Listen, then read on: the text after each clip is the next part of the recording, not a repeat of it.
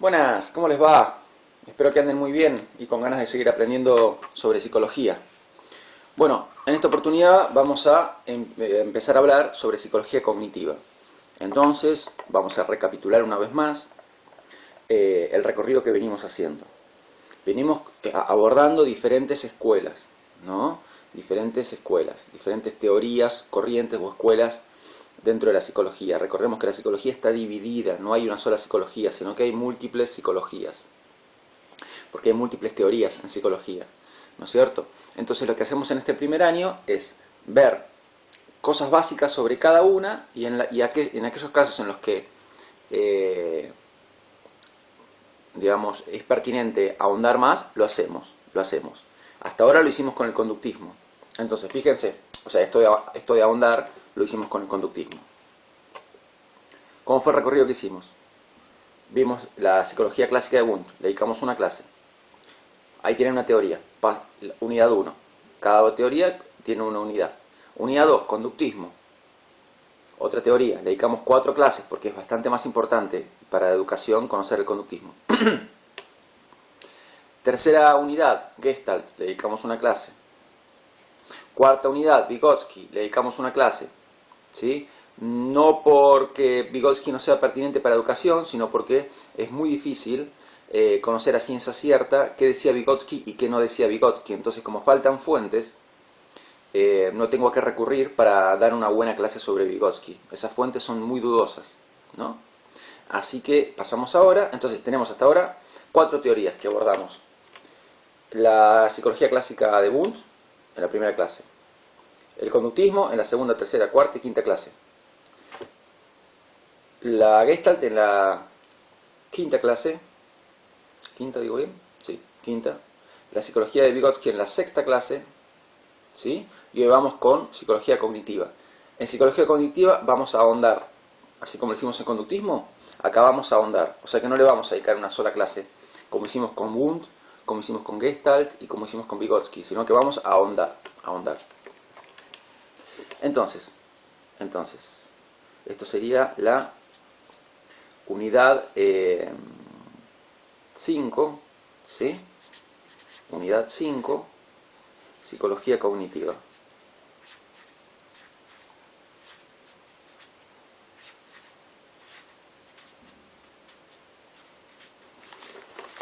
¿Sí? Bien. Bueno, el propósito de esta primera clase es hacer una introducción. Entonces, primero vamos a localizarnos geográficamente. La psicología cognitiva nace en Estados Unidos. ¿Sí? En Estados Unidos. ¿En qué momento? Hacia el final de la década de los 50. Hacia el final de la década del 50. De los 50. Bien. Ahora, ¿qué pasa en ese contexto de década del 50? Piensen qué pasó en la década anterior. A ver, hagan memoria sobre cosas que uno sabe de historia. ¿Qué pasó en la década anterior? O sea, la década de 1940. La Segunda Guerra Mundial. ¿Sí? La Segunda Guerra Mundial. Bueno, ok. ¿Qué pasó con la Segunda Guerra Mundial? Aparte de ser una catástrofe sin proporciones. O sea, una catástrofe, quiero decir, desproporcionada. Lo que pasó fue, como en toda guerra, que la tecnología dio un salto abismal. Las guerras tienen esa característica, ¿no? Empujan a la tecnología, ¿no? Hay muchos inventos que usamos hoy en día que se inventaron para la guerra. Sí, Internet, sin ir más lejos, ¿no? Se inventó para la guerra. Ahora se le da un uso civil, pero se inventó para la guerra. No sé, son millones las cosas que se inventaron en la Segunda Guerra Mundial. Los submarinos, los jets, o sea, los aviones con turbina, digamos, que con los jets, o sea, vieron que hay 2 tipos de hélice, ¿no? Dos tipos de propulsión que tienen los aviones. Una hélice que gira como una avioneta o una turbina que toma aire y lo expulsa por atrás, ¿no? Que es lo que tiene un avión, el avión de aerolíneas que ves en el aire. Los que ves en el aire son eso. Bueno, también uno ve avionetas en el aire. Pero me parece que se me entiende, ¿no? La turbina esa que tienen los aviones grandes, bueno, eso es es una turbina tipo jet. Eso se inventó en la guerra también. Bueno, montones de otras cosas, qué sé yo. El punto es que una de las cosas que avanzó increíblemente en la Segunda Guerra Mundial es la computación. La computación. Entonces, cuando se producen... las guerras producen saltos tecnológicos muy grandes. Cuando las guerras terminan, esas nuevas tecnologías lentamente van ingresando a la sociedad civil. Y es el caso de las computadoras. Entonces, unos 10 años después de terminar la guerra, la informática está empezando a entrar en la sociedad civil. Ok. Bueno, esto generó una fascinación muy grande, ¿no? O sea, nosotros hoy en día estamos súper acostumbrados a las computadoras. Estamos súper acostumbrados a que si tecleas 5×5, la calculadora te dice 25. La calculadora es una computadora. El celular es una computadora. La PC es obviamente una computadora también, ¿no? Entonces nosotros hoy día estamos súper acostumbrados a tener enfrente esos aparatos que piensan mucho más rápido que uno, que pueden almacenar mucho más información que uno, que almacenan la información de manera más fidedigna que uno. Entonces eso hoy en día está incorporado en nuestras vidas y no nos sorprende. Pero remóntense a aquel momento, al momento en que la computación empezó a aparecer en la sociedad civil, y imaginen la fascinación que podía generar esto. Cabe aclarar, cuando estamos hablando de la década del 50, no estamos hablando ni de lejos de una computadora como las que tenemos hoy, que es súper compacta y puede realizar cantidad de operaciones, a pesar de ser súper compacta. Las primeras computadoras ocupaban habitaciones enteras, ¿no? Y funcionaban con válvulas. Pero, como es la tecnología, las computadoras rápidamente empezaron a adquirir mayor potencia y a ocupar cada vez menos espacio, ¿no? Y hacer, de a poco, se fueron convirtiendo en cada vez más accesibles a la persona común. Empezaron a llegar a Argentina también, con el correr de los años y de las décadas. Entonces, ¿a qué viene todo esto? A que tengamos en cuenta que la psicología cognitiva nace en el medio del auge de la computación. Entonces, este auge de la computación... y otra cosa que tenemos que tener en cuenta. En Estados Unidos, la psicología reina era el conductismo, ¿no? La psicología no sé si oficial es la palabra, la psicología más estudiada, ¿no? La que más seguidores tenía era la psicología conductista, o conductismo, directamente conductismo. Se lo puede llamar de cualquiera de las dos maneras, psicología conductista, conductismo. Entonces, esa era la psicología imperante en aquella época en Estados Unidos. Y en aquella época en que el conductismo era la psicología imperante, aparece la computación en la sociedad civil y más de un psicólogo se pone a pensar: hey, este objeto tan particular, ¿no? La computadora,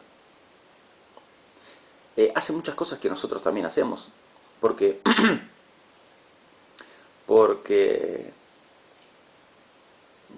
¿qué le ingresamos a la computadora? Le pedimos, por ejemplo, una cuenta 5×5, bueno, cuentas más complicadas, ¿no? Tanto por tanto. La computadora se toma un tiempo y después de ese tiempo, no eran tan rápidas como ahora, después de ese tiempo te da el resultado. Pero no es más o menos lo mismo que hace uno, porque si vos a mí me preguntás cuánto es tanto por tanto, yo me tomo un tiempo para pensar, y después de ese tiempo para pensar, te contesto y te digo la respuesta. ¿No es cierto? ¿Qué otras cosas hace la computadora?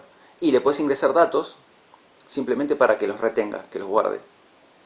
Y uno no recibe datos que después, que con el propósito de guardarlos y retenerlos, por ejemplo cuando uno estudia para un examen.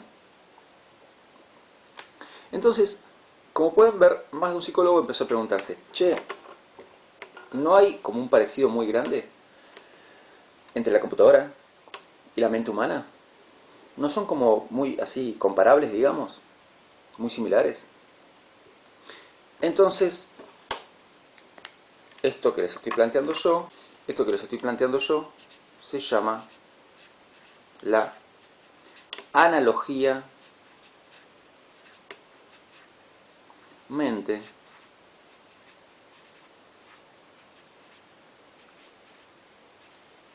computadora. ¿Sí? Analogía mente computadora. ¿Qué es una analogía? Una analogía es una comparación donde uno trata de mostrar que dos cosas, es una analogía donde uno compara dos cosas, pero con el propósito de mostrar que son muy similares, Entonces supóngase que esto fuese un curso sobre física, ¿no? O química. Y yo les quiero explicar la estructura del átomo. Vieron que un átomo tiene protones, neutrones y electrones, que él tiene un núcleo que está hecho de protones y neutrones, y después tiene electrones que dan vueltas alrededor del núcleo, ¿no? Entonces, imagínense que yo les quiero explicar eso. ¿Y cómo encaro la explicación? La encaro de la siguiente manera. Les digo, bueno, ¿vieron que en el sistema solar tenemos el Sol en el centro? Y después tenemos los planetas que dan vueltas alrededor de él, tales como Mercurio, la Tierra, Júpiter, Saturno, etc. Bueno, con el átomo pasa lo mismo. Hay un núcleo y hay electrones que tienen una órbita alrededor del núcleo. Esto es una analogía. Les estoy mostrando cuál es la analogía que les estoy planteando. La analogía entre el átomo y el sistema solar, ¿no? Entonces, se los estoy comparando, pero con la intención de que vean que hay mucha similitud. Bueno, aquí apunta la analogía mente-computadora. A mostrar la similitud que hay entre la mente y la computadora, ¿no? Entonces muchos psicólogos estadounidenses de la época empezaron a preguntarse, ¿no hay una gran similitud? ¿No es acaso la mente análoga a la computadora y la computadora análoga a la mente? Bueno, qué idea interesante, ¿no? Qué idea interesante de analizar. A ver, ¿cómo sería el asunto? ¿Qué tiene una computadora? A ver. La computadora se compone de dos cosas, ¿no? Se compone de, no sé si recuerdan esto, quizás se los enseñaron en el colegio o lo saben de la vida, pero toda computadora tiene dos componentes obligatorios, no hay uno sin el otro. ¿Cuáles son? El hardware y el software. ¿Sí? Entonces, si yo tomo, por ejemplo, mi computadora, ¿cuál es el hardware de mi computadora? El motherboard, la motherboard, el microprocesador, el disco rígido, el monitor, etc. ¿Y cuál es el software de la computadora? El sistema operativo que utiliza, el procesador de texto, el navegador de internet. Eso es el software, ¿no? Entonces, el hardware de una computadora es todo el aspecto físico de una computadora, todos los componentes físicos, materiales que se pueden tocar, ¿no? Disco rígido, procesador, motherboard, monitor, teclado, mouse, eso es hardware, ¿no? Y el software es todo lo que no se puede tocar, son los programas, todos los diferentes programas, empezando por el sistema operativo, que es el principal, y después todos los otros programas. Entonces, eso es el software. Entonces, si estamos hablando de que hay una analogía entre la mente y la computadora, y sabemos que la computadora se compone de software y de hardware, en el caso de la mente, ¿cómo sería esto? Bueno, en el caso de la mente, uno podría decir, a ver, la mente, ¿cómo, qué piensan que sería? ¿Como un software o como un hardware? ¿A qué se parece más? A ver, yo la mente la puedo tocar como toco la motherboard de mi computadora. ¿La puedo tocar como puedo tocar el disco rígido de mi computadora? No. La mente no se puede ni ver ni tocar. Entonces, la mente es como un software, ¿no? Y todos tenemos un software diferente. ¿Y el software, ¿dónde está alojado? Bueno, el software de una computadora. Está alojado en el hardware, necesita el hardware. ¿No? Piensa en una computadora. A ver, el software sin hardware no tiene dónde estar. Si no hay un hardware donde instalarlo, no tiene software. Y a la vez, el hardware sin software es la cosa más inútil del universo. Es un pedazo de metal, nada más. Si tenés una computadora sin ningún software instalado, no sirve absolutamente para nada. ¿Sí? Es un cacho de metal inútil. Bueno, entonces, esos son los dos aspectos de la computadora. El software de la computadora, los programas de la computadora, ¿dónde están instalados? Están instalados en el hardware. Obligatoriamente tienen que estar instalados en el hardware. Bueno, y nuestra mente tiene que estar instalada en un hardware también. Entonces, ¿cuál es el hardware donde nuestra mente está instalada? Ese hardware tal que si se lo quitas, no hay más mente. Porque si yo rompo hachazo la computadora, ¿qué pasa con el software? Desaparece también. Bueno, y si yo me muero, también desaparece mi mente. Pero el punto es, bueno, son medio raras las comparaciones que se me están ocurriendo. Pero lo que quiero que pensemos es, ¿en qué hardware está instalada la mente? ¿En qué hardware está instalada la mente? Piensen por un momento.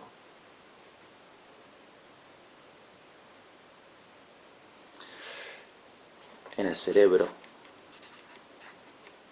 ¿Sí? En el cerebro.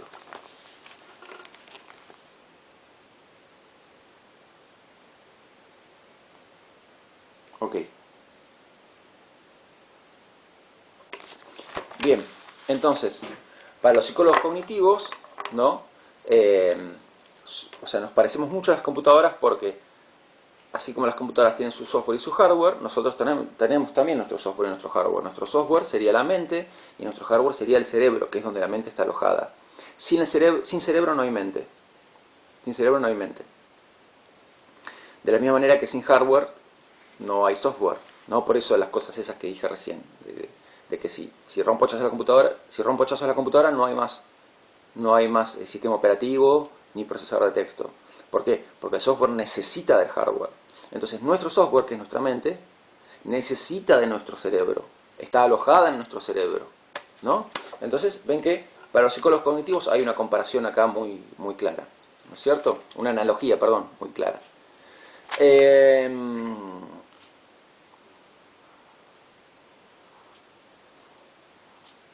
Bien. Ahora. Bueno, bien, entonces, esto era lo primero que quería indicar yo, ¿no? Esta idea de que la mente, nosotros, digamos, somos parecidos a computadoras porque tenemos un software y un hardware. Nuestro software sería nuestra mente, nuestro hardware sería nuestro cerebro. Bueno, pero hay una razón todavía más importante, por la cual la mente se parece a la computadora. ¿Cuál es esa otra razón? Que la mente, al igual que la computadora, procesa información todo el tiempo. Entonces, ¿qué es una computadora? Una computadora es un procesador de información, ¿no? ¿Cuál es el corazón de una computadora? El microprocesador, que justamente se llama así porque procesa información. Y es más potente cuanto más rápido procesa la información. Bueno, y para los psicólogos cognitivos, ¿qué hace nuestra mente? Exactamente lo mismo, procesa información. ¿Sí? Entonces, vamos a ver un ejemplo. A ver, por ejemplo. A ver. Vamos con mi celular. Vamos a hacer una cuenta. A ver, espero que se vea. ¿Sí? Ahí está, la calculadora lista para operar. ¿Sí? Ven que hay un, no sé si lo llegan a ver, que hay un cursor tildando, el cursor que está como en la computadora, ¿no? Tildando, que me está diciendo, estoy a la espera de que ingreses datos. Bárbaro, yo le ingreso datos. Entonces vamos con, no sé, una cuenta que a todos nos cuesta, 7 por 8. O 7 por 6, vieron que la tabla del 7 es la que te complica la vida. Bueno, 7 por 8. ¿Sí? 7 por 8.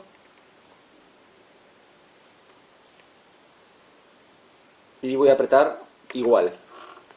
Igual. Y ahí me dice 56. Ok, entonces, ¿qué pasó ahí? No sé si se llega a ver. por si tenían dudas de cuánto era 7 por 8. 56, ahí está. Ok, entonces, imagínense ustedes que este rectángulo representa el procesador del celular, porque el celular tiene un procesador, al igual que la computadora. Ok, ¿yo qué hice? Yo le ingresé datos. ¿Qué datos le ingresé? 7 por 8. ¿Estamos de acuerdo en eso? Parezco el presidente hablando. ¿Estamos de acuerdo? 7 por 8. ¿Ok? Bien.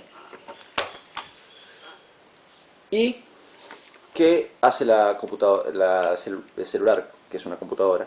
Me contesta 56.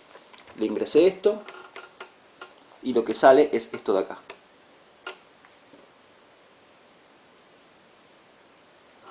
Ok. ¿Y el rectángulo que está acá en medio? Yo le dije que era el procesador. Bueno, y justamente, ¿qué hace el procesador?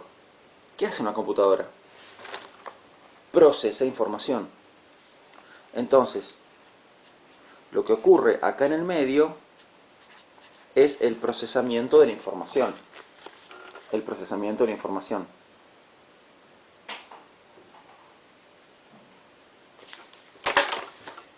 A ver, veamos otro ejemplo de procesamiento de la información, también con el celular. Por ejemplo, ahí quedó la calculadora. Yo aprieto el botón de acá. ¿Qué hizo? Volvió a la pantalla de inicio. Entonces, ahí también procesó información. ¿Cuál fue el dato que ingresé? ¿Qué fue lo que yo hice? No puse 7 por 8, apreté el botón de atrás. La computadora lo procesó. ¿Y cómo me respondió? Mostrándome de vuelta la pantalla de inicio. Saliendo de la calculadora y mostrándome la pantalla de inicio. Y si ahora que está la pantalla de inicio, yo aprieto el botón de la derecha, ¿qué hace el celular? Apaga la pantalla. Entonces, ahí hubo otra cosa que hice acá, otro procesamiento y una respuesta que me dio la computadora. Entonces, ¿cómo se llama al ingreso de datos? 7 por 8, apretarte al botón, apretarte al otro botón, ¿no? ¿Cómo se llama el ingreso de datos? Eso que uno ingresa en la computadora se llama input. Entonces, poner 7 por 8 es un input. O ahora, por ejemplo, le doy un input. Un input es apretar este botón. ¿Qué hace? Muestra la pantalla de vuelta. ¿Sí? Lo procesó y me dio una respuesta. Y si ahora toco de vuelta, le doy otro input. ¿Qué hace? Apaga la pantalla. ¿No es cierto? Bien. Entonces, todos esos son inputs. El solo hecho de encender la computadora es un input. Hacer doble clic en algo con la computadora es un input. ¿Qué hace la computadora con nuestros inputs? Los procesa. ¿Y qué genera? Esta especie de respuesta, que ¿cómo se llama esta respuesta en psicología cognitiva y en computación? Se llama un output. Un output.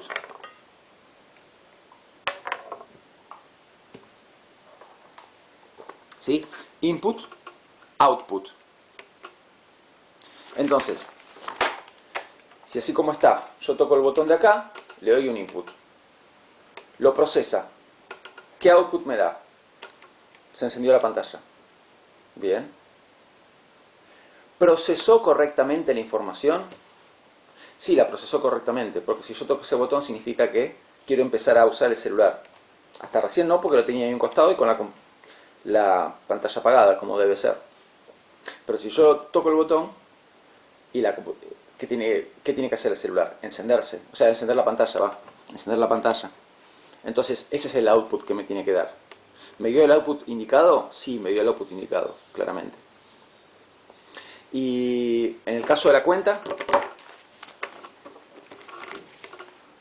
¿me dio el output indicado? Sí, porque 56 es el resultado de 7 por 8. ¿No es cierto? Entonces procesó correctamente la información.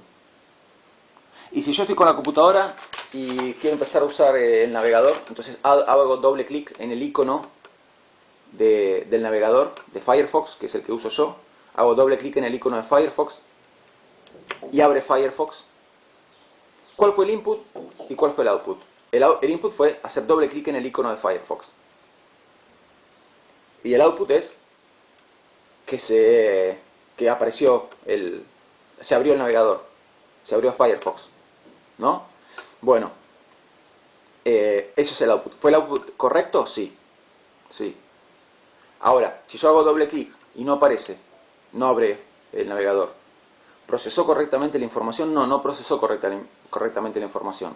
Y esto puede pasar con las computadoras. A veces una computadora procesa incorrectamente la información. Y entonces ahí hay que arreglarla. Si yo toco el botón en mi celular y no se enciende la pantalla, entonces no está procesando correctamente la información. ¿No es cierto?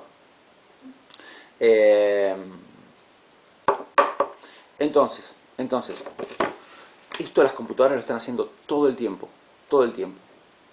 El usuario ingresa un input, la computadora lo procesa y responde con un output. Y todo el tiempo lo hace, todo el tiempo. Bien, para los psicólogos cognitivos, nuestra mente hace lo mismo. Recibe inputs del entorno, los procesa y genera outputs en respuesta. ¿Sí? Entonces,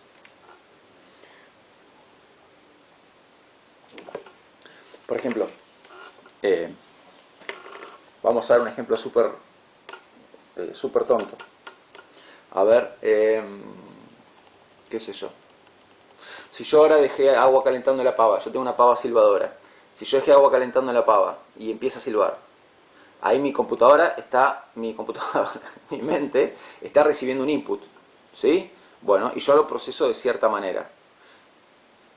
Lo proceso de cierta manera y genero un output. Mi output puede ser, lo más probable, es que mi output sea levantarme, cortar la filmación, levantarme, ir a cortar el fuego, ¿no? Y hacerme el té. Eso sería un output, ¿no es cierto? Un output correcto, indicado. ¿Qué sé yo? Si ahora, supónganse, empiezo a sentir, ¿vieron la sensación que le viene a uno cuando está por estornudar? Como que se te irrita la nariz. Bueno, ahí estoy recibiendo un output de mi propio sistema nervioso, ¿no? ¿Cuál es el? Decía, ahí estoy recibiendo un input de mi propio sistema nervioso, ¿no? Lo proceso. ¿Y cuál es el output indicado en la pandemia si estoy por estornudar? El output indicado es prepararse para hacer esto, ¿no? Eso es un output indicado. Si yo empiezo a sentir frío, eso es un input. Lo proceso. ¿Y cómo respondo? Abrigándome. Vos me decís, hola Pablo, yo lo proceso y te contesto, hola, ¿qué tal? ¿Cómo te va? Eso es un output.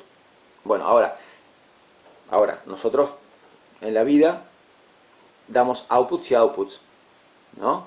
Hay muchos outputs que son adecuados a muchas situaciones y hay muchos outputs que no son adecuados. Muchas veces no respondemos con un output adecuado. Así como la computadora a veces nos sorprende, o el celular, y no responde con el output que esperamos, muchas veces nosotros las personas también respondemos con outputs inesperados y muchas veces inadecuados. Entonces, por ejemplo, ¿qué pasa si yo estoy dando clase y en el rincón de ahí arriba veo en la punta, en la esquina de ahí arriba de la pared, veo una aranita, ¿no? ¿Cuál sería un output correcto? No darle la más mínima bolilla y seguir con la clase. Pero si yo veo a la aranita y me paralizo y tengo que detener la clase y agarrar una escoba y así desde lejos sacar a la araña porque no puedo tolerar que esa aranita así chiquitita esté ahí arriba, ¿eso es un output correcto? No, no es un output correcto. Porque en ese caso lo que estoy haciendo es sobredimensionar la amenaza que representa la araña para mí. En realidad, una araña chiquitita, hogareña, y ahí arriba no representa la más mínima amenaza para mí. De hecho, hay muy pocas arañas venenosas en Argentina. Las hay, bueno, sí, las hay. Pero no es una araña venenosa en este caso. El ejemplo que yo le digo no es una araña venenosa. Y si no siendo una araña venenosa, ni representando entonces nada macabro, yo reacciono como si fuese una araña pollito de 10 centímetros, mi output, ¿es adecuado? No, mi output no es adecuado. Entonces ese output hay que corregirlo. Por eso existe la psicoterapia cognitiva. Entonces esta teoría tiene aplicaciones clínicas, ¿no es cierto? Si, por ejemplo, acá les estoy ejemplificando con las fobias, ¿no? Vamos a ejemplificar con otro trastorno de ansiedad, como puede ser la hipocondría. ¿Qué le pasa al hipocondríaco? Si yo soy hipocondríaco, ¿no? De golpe, miren, por ejemplo, esta marquita que me salió en la mano la semana pasada. Ok, acá hay un input, apareció una marquita en la mano. Si mi output es meterme en internet, buscar fotos sobre melanoma, ¿no? Que es un cáncer de piel, y busco fotos y más fotos y más fotos, y veo cuál se parece más a esto, y termino sacando la conclusión de que es un melanoma que me va a terminar matando, y salgo corriendo para una guardia, ¿mi output es adecuado? No. Yo no procesé correctamente la información. Estoy viendo una amenaza allí donde no la hay. Como en el caso de la aranita, bueno, pero eso le pasa al fóbico. ¿Qué le pasa al hipocondríaco? El hipocondríaco no va a reaccionar mal, inadecuadamente frente a esa aranita, pero sí puede reaccionar inadecuadamente frente a una marquita en la piel. Y se puede ir corriendo una guardia pensando, hey, ya, una intervención quirúrgica de urgencia, córtenme esto, por favor, porque estoy en riesgo de vida. Y en la guardia no me van a dar bolilla, y como mucho me van a decir, saca turno con un dermatólogo, y ya está. ¿No es cierto? Entonces, tanto la computadora como uno podemos procesar incorrectamente la información, ¿no? La psicología, ¿y por qué les cuento esto? Para lo que les conté recién, para que vean que la psicología cognitiva tiene aplicaciones clínicas. La psicología cognitiva tiene también aplicaciones educacionales. Entonces, si yo soy, supóngase, profesor de lengua, y les doy a mis alumnos un texto, y les pido un resumen, y me entregan el resumen, les doy un texto de, no sé, 1000 palabras, y diversos alumnos me entregan el resumen, y uno me entrega un resumen de 800 palabras. ¿Procesó correctamente la información? No procesó correctamente la información, porque no hizo un correcto resumen. Si el texto original tenía 1000 y me da 800 palabras, no resumió correctamente el texto. O capaz que me dio un resumen de pocas palabras, ¿no? De 200, pero donde lo que aparece no son las ideas principales del texto que le di. Entonces, ese es otro caso de un procesamiento incorrecto de la información. Entonces, ¿qué se propone la psicología cognitiva? Averiguar cómo debe procesarse correctamente, qué hay que hacer para que esa persona que está procesando incorrectamente la información la empiece a procesar correctamente. ¿Se entiende? Entonces, esta es la idea. ¿Sí? La computadora, al igual que nosotros, está haciendo esto todo el tiempo. ¿Y esto con qué lo hace la computadora? Con el software que tiene. Bueno, nuestro software, así como el software de la computadora a veces no anda bien, nuestro software a veces no anda bien. ¿Y qué hace falta en ese caso? Corregirlo. ¿Sí? Corregirlo. En educación, en el ámbito clínico, en diferentes ámbitos. Bueno. Ok. Ahora. Repetimos, ¿no? El input es el ingreso de datos a la computadora o mente. ¿Sí? Y el output es la información que genera la computadora o la mente en respuesta al input que ingresó. Bueno, ahora, antes de cerrar esta clase, que es la clase de introducción a la psicología cognitiva, les quiero contar una cosa importante, quiero llamarle la atención sobre una cuestión importante.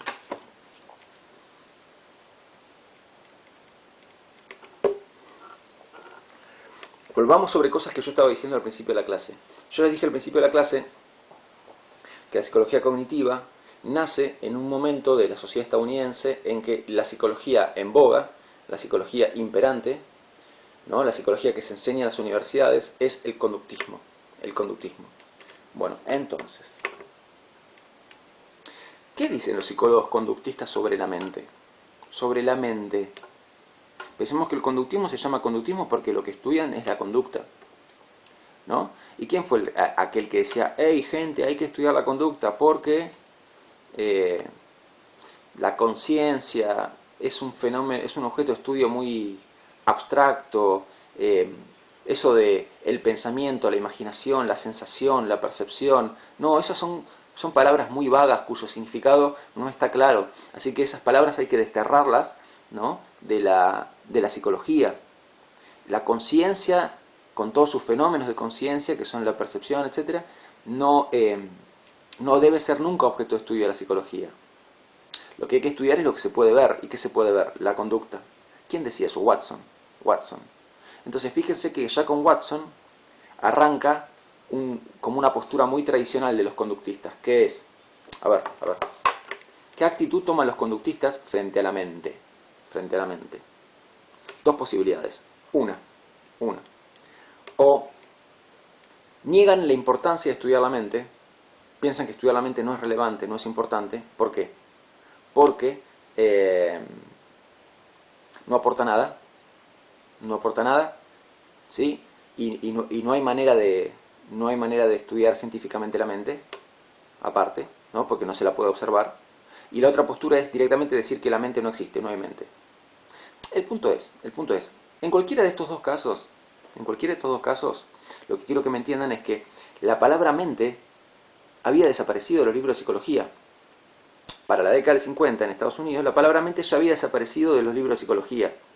No se hablaba en psicología, ya no se hablaba de la mente, se hablaba exclusivamente de la conducta, en Estados Unidos, ¿no? Se hablaba exclusivamente de la conducta. Todo lo que tenga que ver con la mente, los fenómenos mentales, el pensamiento, la memoria, la sensación, la percepción, la imaginación, todo eso había quedado completamente desterrado. ¿Por qué? Porque es propio de la actitud conductista hacer a un lado todas esas cosas. Bueno, ¿ok? ¿Por qué es tan innovadora la psicología cognitiva en Estados Unidos? Porque la psicología cognitiva lo que nos viene a mostrar es que es posible estudiar científicamente la mente. A ver.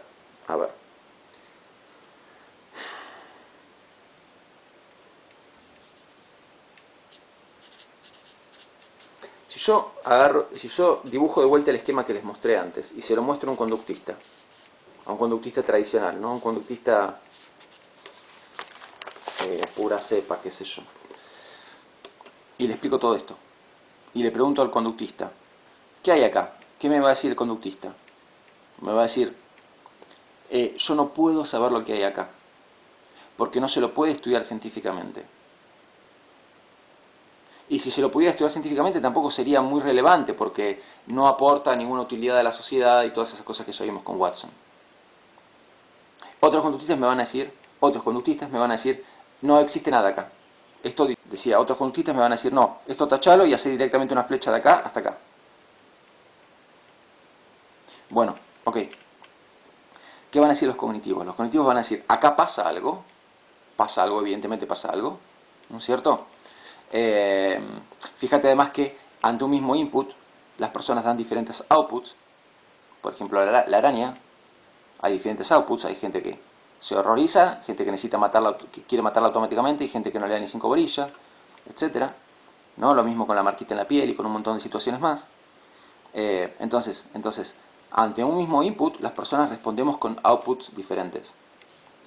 ¿Por qué? Porque en el medio pasa algo, no me digas que no, en el medio pasa algo. Y eso que pasa en el medio es el procesamiento de la información. ¿Y quién procesa la información? La mente. Así que no podemos negar la existencia de la mente de ningún punto de vista. Ahora, ¿esto significa que podemos estudiar científicamente la mente? ¿Para los cognitivos? Sí. Acá, en este momento de la conversación, un conductista diría, no, bueno, ¿y cómo? A ver, fundamentámelo. ¿Me está haciendo con lo que digo? Un cognitivo va a decir, acá en el medio indudablemente pasa algo, lo que pasa es el procesamiento de la información. ¿Quién procesa la información? La mente, ¿ok? Y a la mente se la puede estudiar científicamente. Un conductista diría, entonces, ¿cómo? A ver, explícamelo. Porque la mente no la puedo ver. La mente no es algo material, no es algo visible como la conducta. No pertenece al ámbito físico como la conducta, al ámbito visible. ¿Qué va a contestar un cognitivo? Es verdad que la mente no se puede observar. Es verdad que no se la puede observar. Pero aunque no se la pueda observar, se la puede estudiar, ¿no? A partir de los inputs y los outputs. Porque yo no puedo abrir, no puedo abrir como una caja la cabeza de una computadora y ver de una persona y ver qué pasa ahí. Esto no se puede ver, la mente no se puede ver. Pero ¿qué cosas sí se puede ver? ¿De qué cosas sí tenemos un registro? De esto tenemos un registro y de esto tenemos un registro. Entonces, contando con esto y contando con esto, podemos deducir qué fue lo que pasó acá en el medio. ¿No? Entonces, ¿la mente se puede estudiar científicamente? ¿Para los cognitivos? Sí. ¿Esto significa que los cognitivos piensan que la mente se puede observar? No, no se puede observar. Reconocen que no se la puede observar. Y si no se la puede observar, entonces, ¿cómo se le estudia científicamente? Se le estudia científicamente a partir de los inputs y los outputs. ¿Sí? Entonces, por ejemplo, si yo te doy un texto, ahí te estoy dando un input, y te pido un resumen, vos me das tu resumen, una hora después me das un resumen, ese es tu output. Entonces, en función de qué texto te di y qué resumen me estás dando vos, yo puedo deducir cómo fue que tu mente procesó la información. ¿Sí? Y así con todo, digamos. Si yo, por ejemplo, si yo reacciono yéndome a toda prisa a una guardia por esta marquita en la piel, entonces sé cuál es el input, sé cuál es el output, y lo que hay que hacer es deducir cómo fue que mi cabeza procesó eso, cómo fue que mi mente lo procesó. Mi mente lo procesó como una amenaza inminente. Bueno, ¿qué hay que hacer? Hay que corregir eso, hay que lograr que mi mente no lo vea como una amenaza inminente, ¿no? Bueno, ok. Bueno, esto como introducción. Esto es el ABC de la psicología cognitiva. El ABC, la base de la base de la base de la base. Bueno, la vez que viene vamos a trabajar... y otra cosa más les digo. La psicología cognitiva, al contrario de otras teorías, no tiene como una figura central. Ni una figura central, ni... se corta la luz. No tiene una figura central, ni tiene tampoco... dos o tres figuras centrales. Entonces, por ejemplo, en el caso de la psicología clásica, tenemos una figura central muy clara, que es Wundt. En el caso de la psicología conductista, tenemos dos o tres figuras muy clave, que son Watson, Skinner, etc. Thorndike. En el caso de la psicología de la Gestalt, tenemos a Kohler, Kafka, Wertheimer y Lewin, ¿no? En el caso de la psicología histórico-cultural, bueno, obviamente Vygotsky. Y en este caso no hay, digamos, una gran figura, ni siquiera tres o cuatro grandes figuras centrales, sino que la psicología cognitiva está muy dividida en áreas, en diferentes áreas, ¿no? Como mucho podemos encontrar una figura que sea muy clave en tal área de la psicología cognitiva, ¿no es cierto? Pero no una mega figura central, ¿no? Y cuando hablo de áreas, ¿cuáles serían las áreas principales de la psicología cognitiva? Serían el estudio del pensamiento, el estudio de la percepción, el estudio del aprendizaje, el estudio del lenguaje y el estudio de la memoria, ¿no? Esas son las 5 áreas principales de la psicología cognitiva. Bueno, de esas 5 nos vamos a ocupar de una, que es la memoria. De la memoria vamos a hablar la vez que viene, porque tiene que ver con el aprendizaje. Y después vamos a ver algunas cosas interesantes sobre motivación, ¿no? La psicología cognitiva tiene algunas cosas interesantes para decirnos sobre el tema de la motivación. Así que bueno, nos vemos la vez que viene. Y yo no sé qué voy a hacer con la luz que se cortó. No sé, me pondré a meditar un rato, qué sé yo. Bueno, cuídense, nos vemos.